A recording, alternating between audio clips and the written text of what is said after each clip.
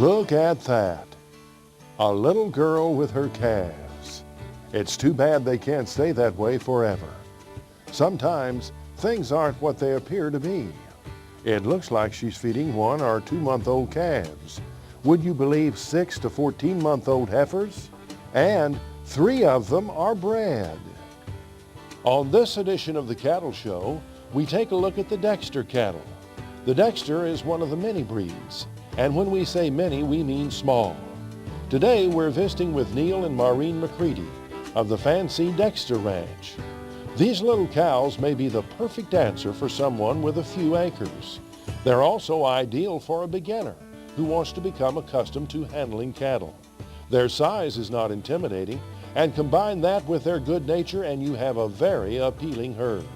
Let's find out more about Dexter cattle from Maureen and Neil.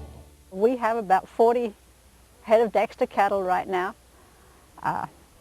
This is a good retirement project for anybody. They're easy to raise, tame, docile. You can do most anything with them.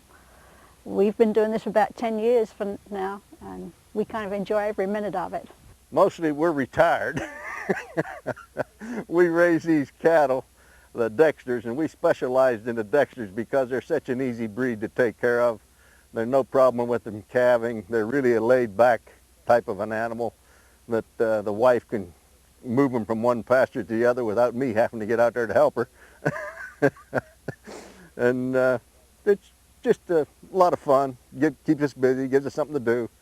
We get to meet a lot of nice cattle raisers, and we've sold an awful lot of cattle just locally around this part of Texas. We had different breeds, and then we went and stayed with the miniature Dexters. We had the miniature Zebu, miniature Hereford. We like the miniature Dexters so much that we just got rid of everything else and stayed with the Dexters because they're just, no problem taken care of. They are the lowest in price. More people can afford these. And you have an end product. If you decide you don't want to keep the cow for breeding or whatever, always good for the deep freeze. The meat is good. Even when an older cow, if you have a cow that's about 10, 12 years old, you pour the grain to her for about 3 months and you've got a good, fresh, tender meat. It just works out good. It gives you a small size meat for the freezer. If you compare the size of one of these to an average cow or an average steer, you're going to get 1,300 pounds of meat. That is too much for the average person to have at one time. You butcher one of these, you get between 350 and 500 pounds of meat. A T-bone on these is the right size for individual, 1 per person. The meat is high in protein, low in calories. It doesn't have the fat that your other meat has. If you're cooking steak on the grill, it takes a little longer because it doesn't have the marbling meat-wise, but it is still good and tender. We took a bull right out of the field that was on nothing but grass, and actually he was 3 years old, so you could say he was pretty well full grown, and we got 350 pounds of meat from him, and it's delicious. They come in 3 colors, the black, the dun, and the red. True reds are rare and hard to find. They are expensive. Your black is dominant, but if you breed a black bull and a black cow, you still stand a chance of getting a dun heifer. Vice versa, you breed a dun bull with a dun cow, you still stand the chance of getting a black baby. Same time, you always stand the chance of getting a pure red. It's just the genes are there. The duns, there aren't quite as many of those around as there are the black, being as it is dominant. I'd basically like to see a nice square box, a nice short, straight back. These are qualified as being miniature small breed cattle from 42 inches below. Most of these are 39, 40 inches. We have what is called the short leg and long leg. These are all short leg. Basically, the cannon bone from the knee joint down to the hoof is the cannon bone, and it's 1.5 inches shorter on these than what qualifies for a medium leg. But these are all full grown.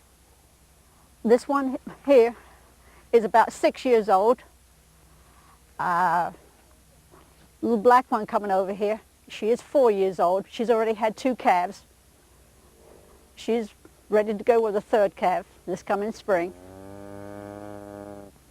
And they are curious, laid back.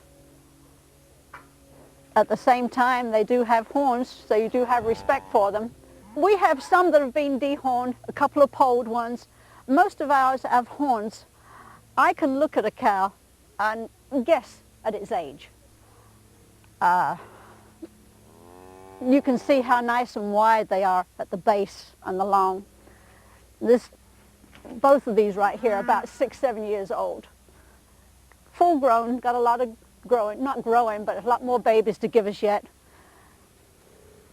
We have known cows that have been 20 years old that will still give you calves every year. At the same time, we've also had a cow that put a calf on the ground when she was 15 months old. That isn't always the normal, but they do breed a lot earlier than your average breed.